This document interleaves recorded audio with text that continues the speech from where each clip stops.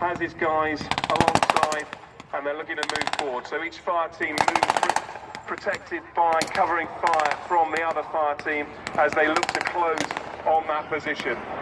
All the while, overflying, we have the maritime sniper and the Hawks. The maritime sniper on the Merlin is looking inland, ensuring that this is not a come-on and there's an ambush of a much stronger force somewhere else, and so that the guys on the ground can get on and do their job.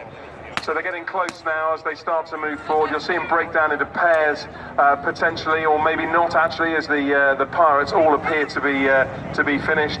So you'll see them push on, maybe a what we call a tactical bound, 5 or 10 meters beyond the pirate position, ready to exploit. But no, they can't. The second pirate position has now opened up, and you'll see the Viking has changed its arcs and is now providing suppressing fire to keep the pirates' fire down as the guys leave that first position. All thoughts of exploiting any potential J2, any potential intelligence momentarily put down as they deal with the threat in front of them as they come through. You'll see the other Viking is moving in line with the troops. This is to ensure that his covering fire is in the direction of the pirates and not towards our guys. The risk of fratricide or a blue on blue is very prevalent in the commander's mind and in